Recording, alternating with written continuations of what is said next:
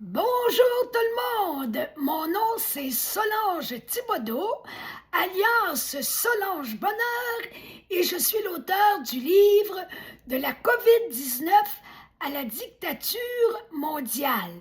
Hier, je vous parlais des confinements, des assouplissements de restrictions qui recommençaient, etc. Et que ça l'a usé notre morale à la corde. Moi, je m'en souviens très bien, j'avais, comme on dit en bon québécois, j'avais mon voyage. Alors, je suis rendue à la page 133, au milieu de la page.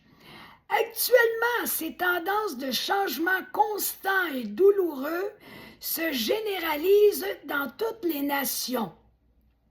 Encore une fois, effectuons un parallèle entre le syndrome de Stockholm et l'état psychologique d'une bonne partie de la population mondiale en regard aux autorités gouvernementales et sanitaires. La perception d'une bonté qui n'existe que dans l'esprit des victimes du syndrome de Stockholm ressemble à celle des gens fièrement soumis et admiratifs devant leur gouvernement abusif. J'ai connu personnellement un grand-père qui était extrêmement fier de dire qu'il suivait à la lettre toutes les consignes sanitaires du gouvernement au point de recevoir en plein hiver dans son garage ses tout petits enfants dans un garage froid plutôt que dans la maison et en plus avec des masques pour obéir gentiment à nos gouvernants. Je vous dis, ça me mettait particulièrement à l'envers parce que reste que malgré tout, c'est un bon monsieur, mais un monsieur inconscient d'avoir été fortement abusé et trompé. C'est vraiment pas drôle. OK, j'étais rendu où? OK. Ces temps-ci, nous entendons que certains gouvernements abandonnent quelques règles, ce que cette accalmie d'apparence trompeuse risque d'induire va dans le sens d'une espérance renouvelée face à la récompense ultime du retour à la normale. On en a-tu parlé du retour à la normale? C'était toujours plus tard, hein? Toujours remis à plus tard.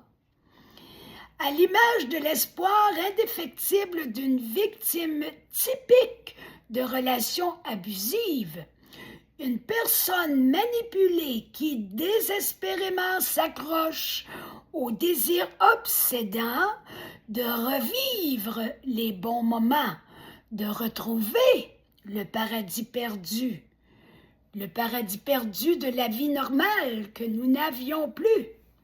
Un paradis perdu qui demeure à jamais inaccessible au grand désespoir de cet être manipulé. On fait toujours le parallèle, Meredith Miller fait toujours le parallèle entre les gens abusés, les pays abusés durant la COVID et une personne qui est dans une relation toxique avec un abuseur qui profite d'elle. Le vaccin gratuit, en guise de solution miracle, représente une des nombreuses bontés apparentes. Ce n'est pas de la vraie bonté, mais un semblant de bonté. Nous étant trompeusement offertes. Il s'agit de messages en apparence, toujours, en apparence bienveillants, propagés dans le but d'encourager la population à développer une perception favorable envers qui? Les autorités. gouvernementale, évidemment. Voilà ce que je désigne par action positivement perçue, nous dit Mme Miller. En insérant à petite dose certaines vérités dans le récit covidien, malgré qu'il n'y en avait pas beaucoup, un autre élément clé s'ajoute à cette image favorable projetée sur nos gouvernants. Ces petites vérités saupoudrées, occasionnellement, dans un lot de mensonges, entretiennent la fausse perception de la gentillesse. Elles sont dosées périodiquement, presque comme une drogue, dans le contexte de cette pseudo-pandémie, comme au sein des relations d'emprise dans un cadre plus intime. Ainsi, lorsqu'il révèle de minimes aspects de la vérité, qu'il échappe de petits bouts de faits véritables, nous reprenons espoir. C'est là la tactique, la subtilité psychologique à raffiner. Nous croyons faussement que la vérité va enfin surgir et que nous irons de l'avant en laissant derrière nous cette période trouble. Cet aspect apporte aussi l'avantage d'entretenir en nous la confusion qu'engendre un amalgame de vérité et de mensonges. Finalement, ils font d'une pierre deux coups. Le troisième paramètre lié au syndrome de Stockholm s'associe au fait de sentir notre vie sérieusement menacée. Là, on s'enfonce dans le problème psychologique. La personne, son état ne s'améliore pas, comme on a vu aussi chez certaines personnes durant la crise COVID. Nous nous enfonçons alors dans une condition psychologique plus grave. Lorsque nous percevons une menace vitale dans l'environnement, nous nous bloquons automatiquement dans un état d'effondrement psychique pendant une certaine période. Cet anéantissement creuse son nid petit à petit par l'addition des bombardements d'atrocités répétées. Le mot bombardement revient encore une fois.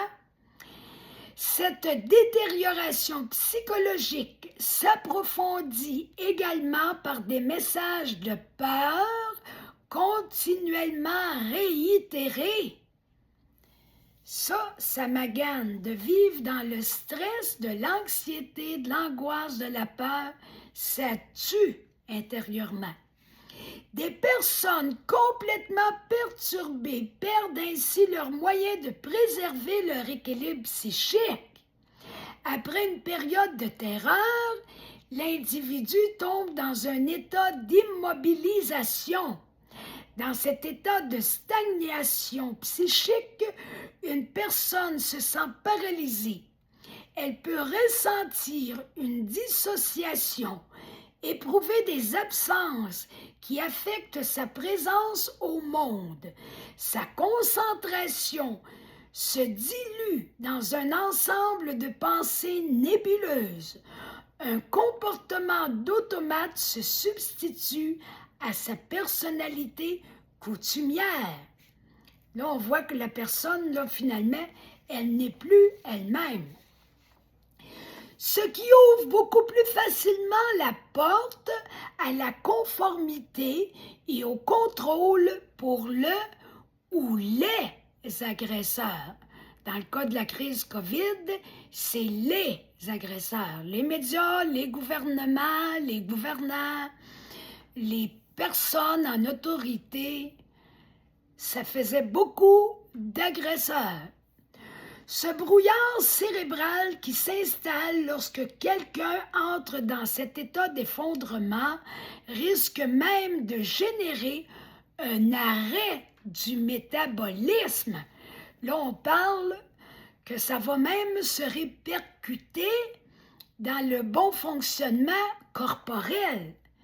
Ça commence à être sérieux. Il s'avère intéressant de noter que cet état entraîne aussi une baisse de l'immunité. Quand le métabolisme s'arrête, c'est pas trop bon pour le système immunitaire. Cette diminution immunitaire contribue à l'affaiblissement de la santé de l'individu et à l'aggravation des infections dans la collectivité. Lorsque le système nerveux met une personne dans cet état, des substances physiologiques se libèrent dans son organisme, lui permettant de rester engourdi. La personne est dans un état psychologique tellement douloureux qu'à cause de tous les problèmes encourus, elle rentre dans une espèce d'engourdissement psychologique. C'est comme pour sa protection mentale, elle se gèle la tête. C'est pas ordinaire. Donc, je vous laisse sur ce pour aujourd'hui. On se retrouve demain soir. Et d'ici là, prenez le temps de liker la vidéo, de la partager aussi, de vous abonner à ma chaîne YouTube et aussi de vous procurer mon livre, soit en format numérique ou en format papier. Vous allez avoir toutes les informations nécessaires en allant sur ma publication épinglée de ma page Facebook plutôt. Et à ce moment-là, ça va être bien clair pour tout le monde comment faire. Alors, bonne fin de journée et à demain!